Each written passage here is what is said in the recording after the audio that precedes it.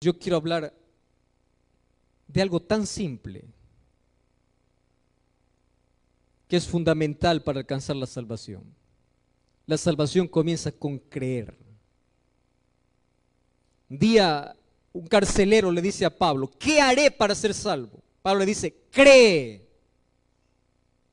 Ah, entonces, pastor, ya estoy salvo porque yo creo. Marta creía en Dios y Jesús le insiste: cree. Entonces, ¿cómo poder entender las palabras de Jesús que le diga a un creyente que crea? Quiere decir que nosotros no hemos entendido qué significa creer. Jesús está hablando con un creyente, con alguien que creía en Dios, que creía en la resurrección, que creía en Jesús. Y le insiste: tú tienes que creer. Y mira, en toda la Biblia nos cuenta los hechos más asombrosos de Dios con una finalidad: que tú y yo podamos creer. La Biblia nos invita a creer. ¿Y qué cosa es creer? Y para eso se resume en una palabra tan importante que tiene tanto poder, la palabra fe. Fe es creer. La Biblia dice: el justo por fe vivirá. La experiencia del justo es una experiencia de fe. Hebreos 11:6 dice: sin fe es imposible agradar a Dios. Imposible. ¿Qué cosa es imposible? No hay medio, no hay modo. Si tú no tienes fe, no puedes agradar a Dios. ¿Qué cosa es fe? Hay lindos conceptos de fe. Fe, según Hebreos 11, es creer en lo que no se ve. Otro concepto lindo de fe es la respuesta humana ante la iniciativa divina. Dios te ofrece su gracia y el hecho de que tú recibas esa gracia se llama fe. Mas, ¿qué cosa es fe?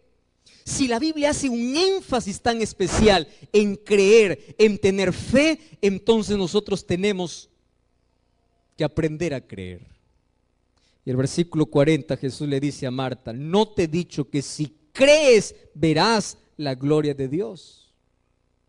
Queridos, el mundo nos ha enseñado la siguiente frase: ver para creer. La Biblia nos enseña: creer para ver. No necesitas ver para creer, necesitas creer para ver. Y eso es fe. Ahora, ¿cuál es el concepto que nosotros tenemos de fe? Hay algunos que toman el texto de Jesús cuando dice: si ustedes tienen fe como un grano de mostaza, dicen a este monte: levántese, se levante, o traspásate al mar, se traspasará. Porque para aquel que tiene fe, todo le es posible.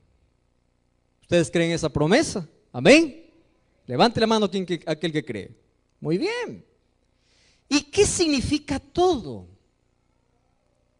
Todo es todo, ¿verdad? No hay nada que excluya. Y hay algunos que toman ese texto y lo colocan en un contexto diferente. Y aquí voy a tocar en un tema muy delicado. Quiero que presten atención. ¿Está bien? Présteme toda la atención aquí. Escúchame allí con atención. Lo que voy a decir ahora es tan importante. Hay muchos que creen que la fe es un recurso para obligar a Dios a hacer lo que yo quiero.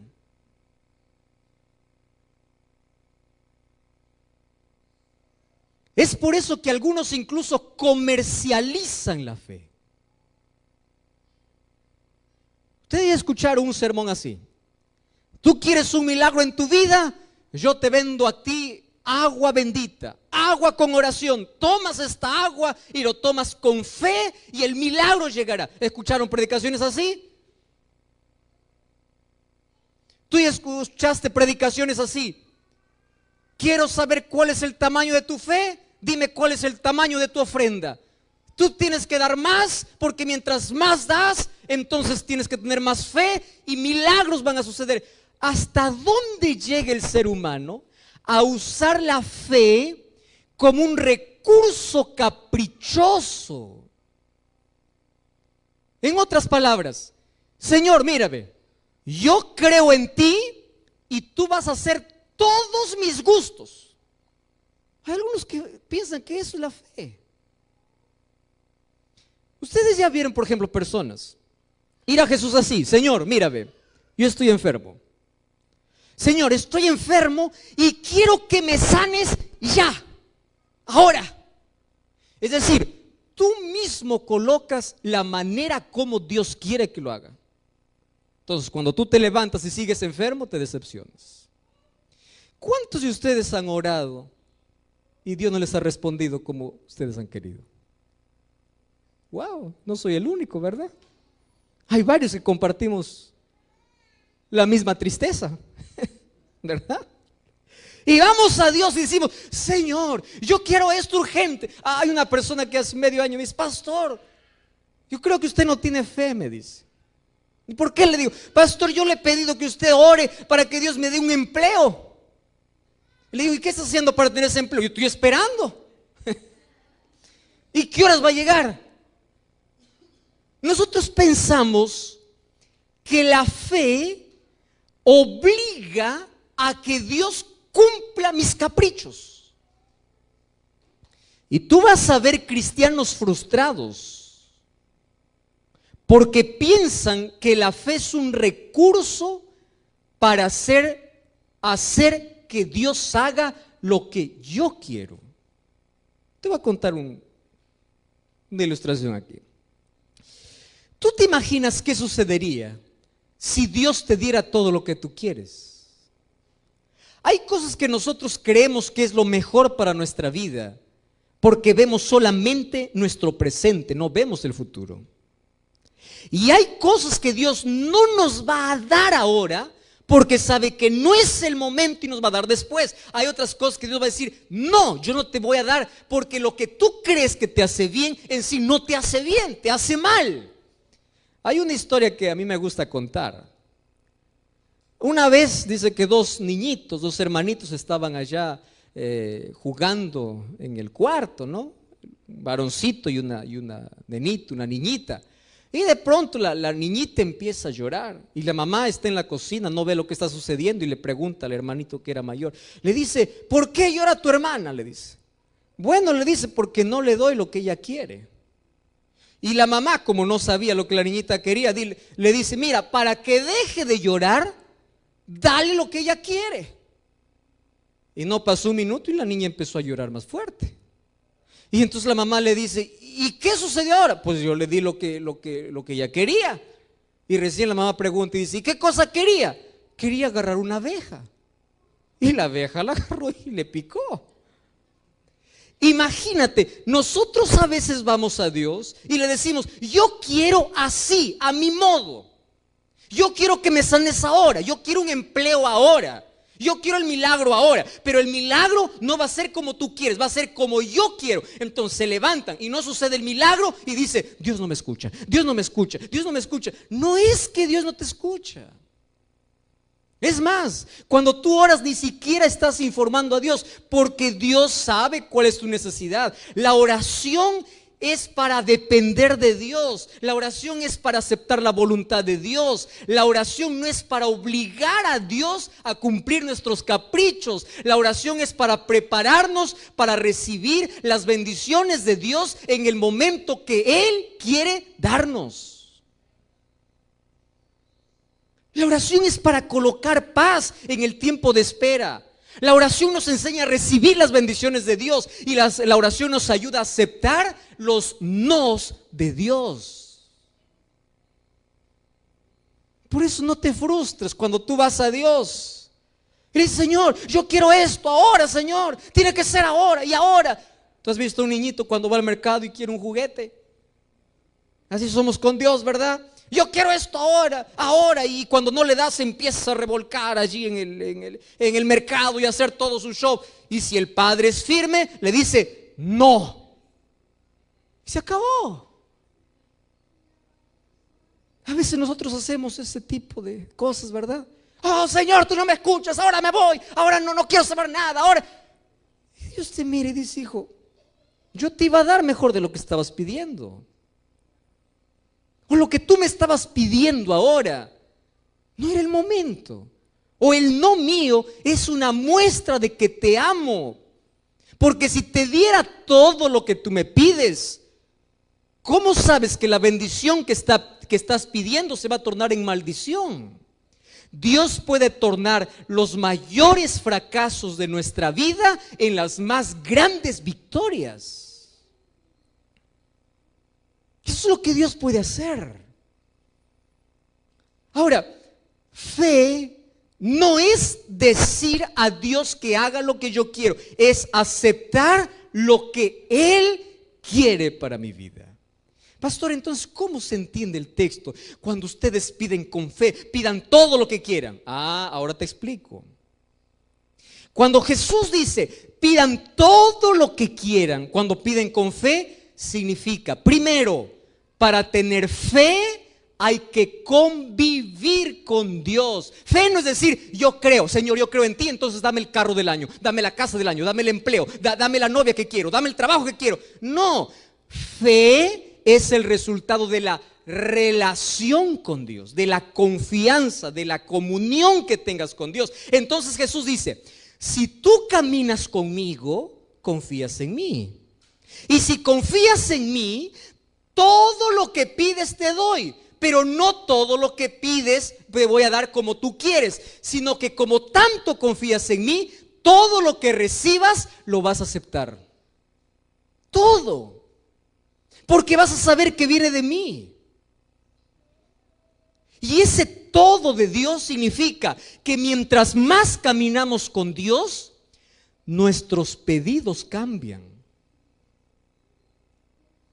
Antes solamente pedías cosas materiales.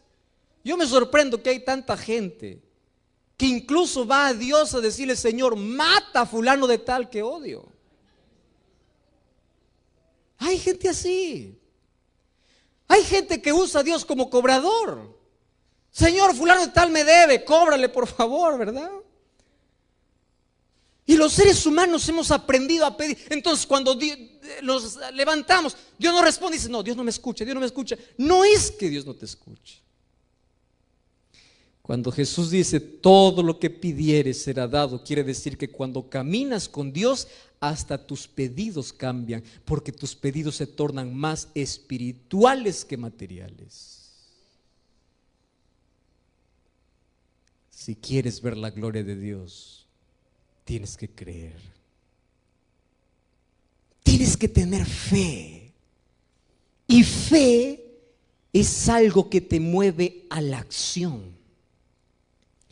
Fe no se limita solo a creer, a tener un conocimiento, decir, Dios existe. No. Santiago 2:19 dice así, el diablo también cree. Ahora yo te voy a decir una cosa. Hace tiempo yo leí una frase que me estremeció y decía, el ateísmo es tan extraño en la existencia humana que ni siquiera el diablo ha llegado a ese nivel. Porque el diablo es creyente. Santiago 2:19 dice que el diablo cree y tiembla. Hay muchos cristianos que ni creen ni tiemblan, es decir, ni el diablo llegó a ese nivel. Pero allí dice no se arrepiente. Es igual que muchos, ¿verdad? Creen en Dios, pero no se arrepienten. ¿Qué tipo de fe es esa? ¿Qué cosa es fe, queridos?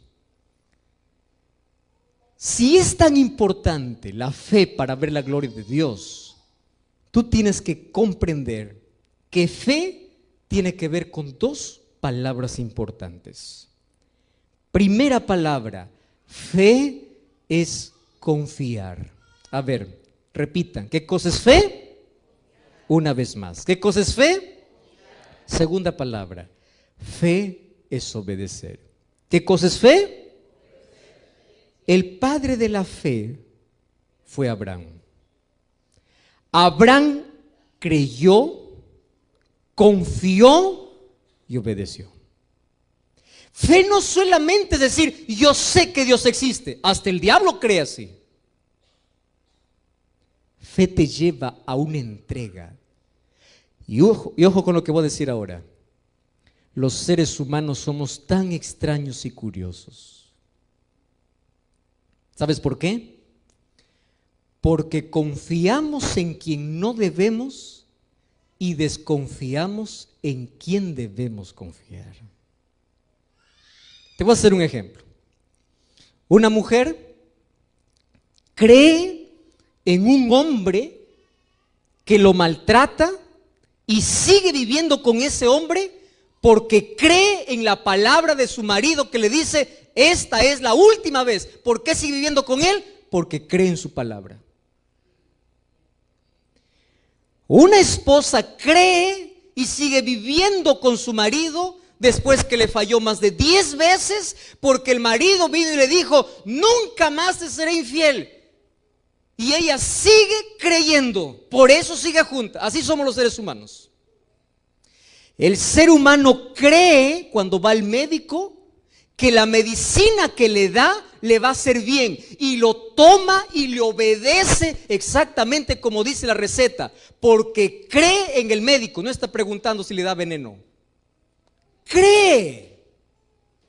El ser humano cree cuando sube a un avión, nunca ve el rostro del piloto, no sabe quién está dirigiendo, no sabe ni siquiera si el piloto está durmiendo, está despierto, pero el ser humano cree en alguien que no ve, pero cuando se trata de Dios, no cree. No cree. Así somos los humanos, ¿verdad? Creemos en el médico, creemos en el piloto, creemos en aquel que nos hace daño, creemos. Ahora, viene Jesús que es fiel, tu Salvador, tu Dios, tu amigo. Viene con una promesa y dice, hijo, yo te llamo, no temas, yo estoy contigo. Y Dios está llamando a ti desde hace tiempo. Y dice, por favor, hijo, yo te estoy llamando, ven, ven. ¿Y tú qué cosa dices? No, ¿por qué? Tengo miedo. ¿Y por qué tienes miedo? ¿Acaso no crees que Dios dice, no temas porque yo estoy contigo? Ah, no, ¿por qué no crees? Así somos los seres humanos. Estoy acordándome de una historia. Ustedes lo han escuchado muchas veces. De un malabarista que en una cuerda cruzaba de un extremo a otro, un tremendo abismo, en solamente una cuerda. Y aquí de este lado había un grupo de personas que cuando veía este malabarista, así, algunos de curiosos, ¿verdad? A ver qué hora se cae, qué hora se cae. Y este comenzó allí en la cuerda a sostenerse, tenía tanto equilibrio que empezó a paso avanzar, paso a paso avanzar, paso a paso avanzar. Y toda la gente cada vez se le paraba la respiración, ya entrecortada la respiración, porque no sabía si iba a llegar, hasta que dio el pie, puso el pie en el suelo firme y toda la gente empezó a aplaudir. Y había otro grupo de gente esperando al otro lado, diciendo, wow, qué impresionante. Entonces el malabarista se acercó a uno y le dice, ¿tú crees que yo puedo volver nuevamente en la cuerda hacia el otro lado? ¿Qué cosa creen que le respondió? Claro, yo sí creo, porque yo ya te vi cruzar de nuevo, lo haces con más experiencia. Yo sí creo. Y le dice, ¿tú realmente crees que yo puedo volver? Le dice, sí creo. Entonces le dice, si tú crees, súbete a mi hombro y vamos juntos. Ah, no, le dijo, ahí sí no me voy. Yo creo que tú puedes cruzar, pero subirme en tu hombro, eso no. Así sucede nuestra fe con Dios, ¿o no? Tú dices, yo creo en Dios, amén, aleluya, Dios existe, creo. Y Jesús te dice, ¿tú crees en mí? Y tú dices, sí, Señor, yo creo. Entonces Jesús dice, si tú crees, súbete en mi hombro. Súbete. ¿Y cuál es la respuesta que hace el ser humano? Ah, no, Señor, subir a tu hombro no.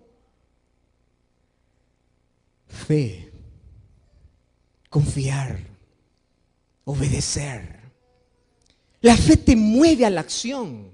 La fe hace las cosas posibles porque tú confías en Dios. Fe es confiar en la voluntad de Dios. Fe es obedecer. Fe es saber que Dios nunca te va a traicionar, nunca te va a fallar.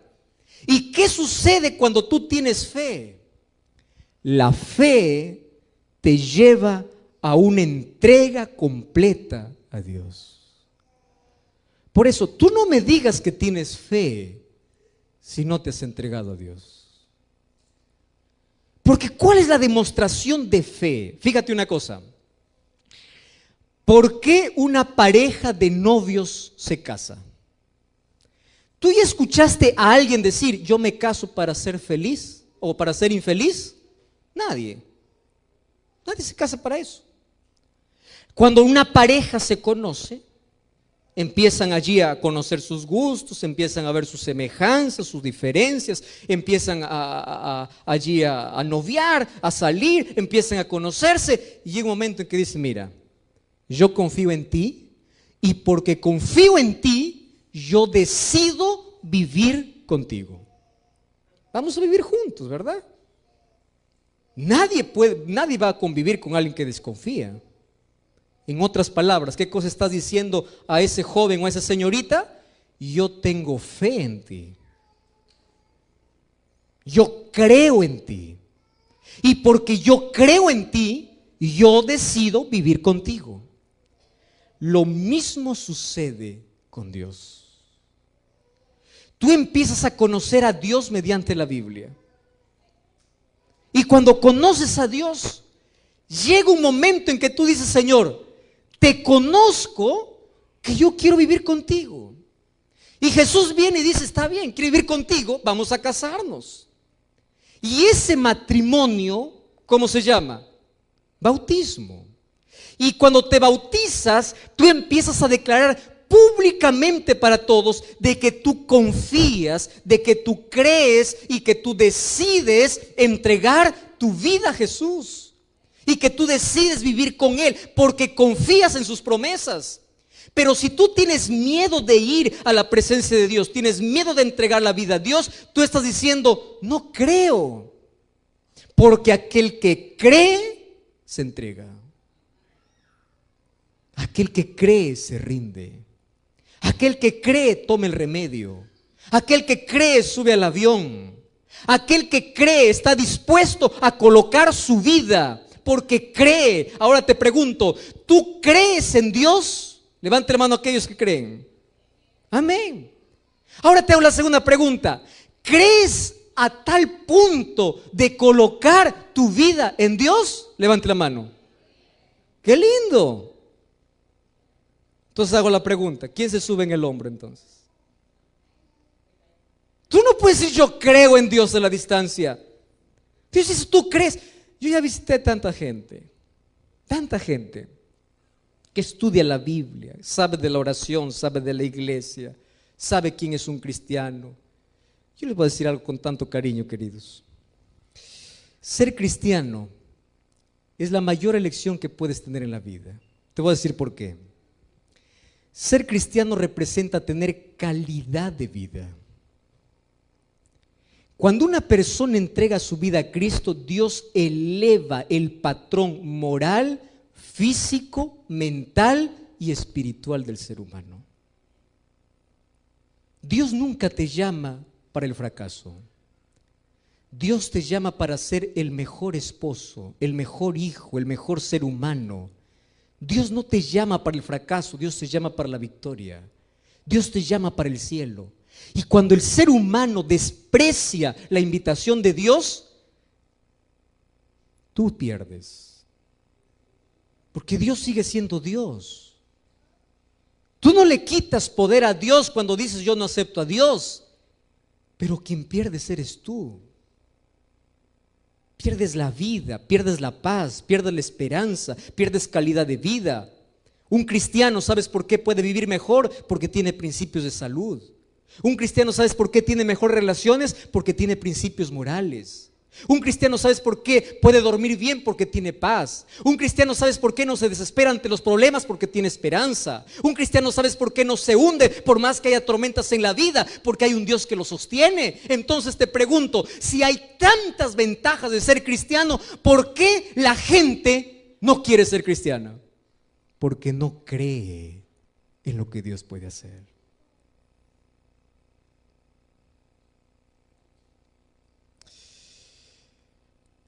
Cuando yo estaba comenzando a hacer mis prácticas como misionero allí en la ciudad de Lima, yo conocí a un profesor, un catedrático de una de las universidades más prestigiosas de la capital. Y un día yo me acerqué para él a preguntarle, decirle: ¿cómo es que tú así empezaste a frecuentar la iglesia, a conocer de Dios o aceptar a Dios? Y él me dio una respuesta media complicada de entender. Me dice: pastor, yo nunca creí en Dios. No, está bien, eso fue tu pasado, yo sé que ahora crees en Dios, porque ahora es incluso líder de iglesia. Sí, dice, pero usted no sabe mi historia. Yo maldije a Dios porque me quitó a mi madre cuando yo tenía 8, 9 años de edad. Y yo crecí odiando a Dios. Y yo me puse aquí en mi mente: durante toda mi vida yo voy a estudiar la docencia solamente para colocar en la mente de todos los alumnos que la mayor ignorancia es creer en un Dios que no existe. Y yo crecí odiando literalmente. Si yo negaba la existencia de Dios, no era porque yo no descubrí en un laboratorio diciendo que Dios no existe, no, yo crecí odiando la existencia de Dios porque ese Dios me hizo daño. ¿Cómo es posible que no haya hecho nada para que yo pueda vivir sin madre? Usted no sabe cuánto sufrí.